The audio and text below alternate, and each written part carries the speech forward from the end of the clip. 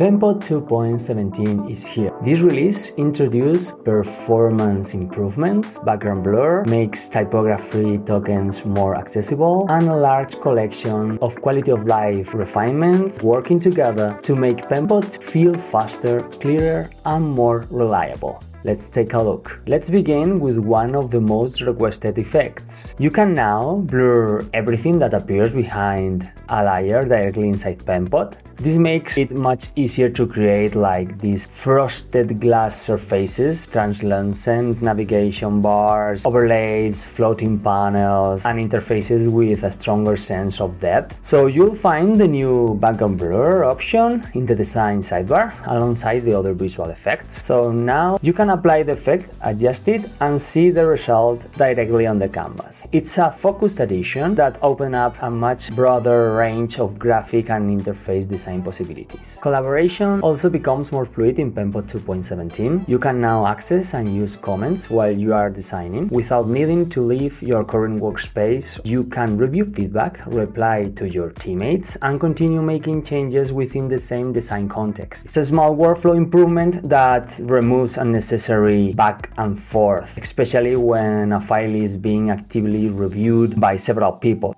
WebGL rendering continues to improve in this release. The prototype viewer now uses the same WebGL rendering engine, and we've included another broad collection of fixes making complex and demanding files more dependable.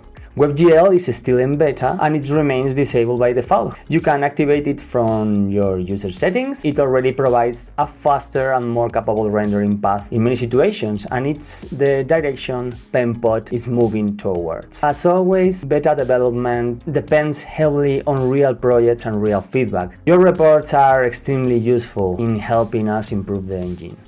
Penpot MCP integration also receives several improvements in version 2.17. There's now a dedicated status button that gives you clear control over the MCP connection from a single browser tab. Your IP key is also visible from the integration page, making the initial setup more straightforward. And behind the scenes, synchronization between the MCP server and Penpot plugins is now considerably more reliable. That's particularly important during longer AI tasks where the assistant may need to perform several consecutive actions inside the same file. For self-hosted installations, this release introduced better support for working with multiple instances, together with clearer proxy configuration examples. So, whether you are trying MCP for the first time or already using AI assistants alongside Penpot, version 2.17 provides a smoother and more predictable experience. Typography tokens are now displayed when you select multiple text layers. This gives you a better visibility into the typography decisions. The design sidebar also includes composite typography input. You can work with the complete typography definition more directly from the main design interface. Autocomplete inside token creation forms has been improved as well, helping you find references and create connected tokens structures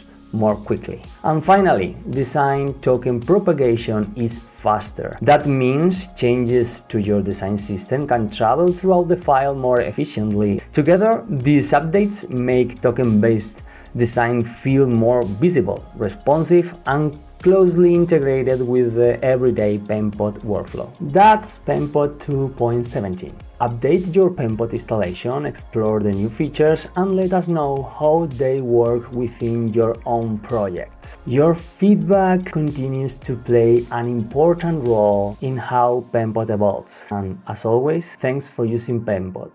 We'll see you in the next video.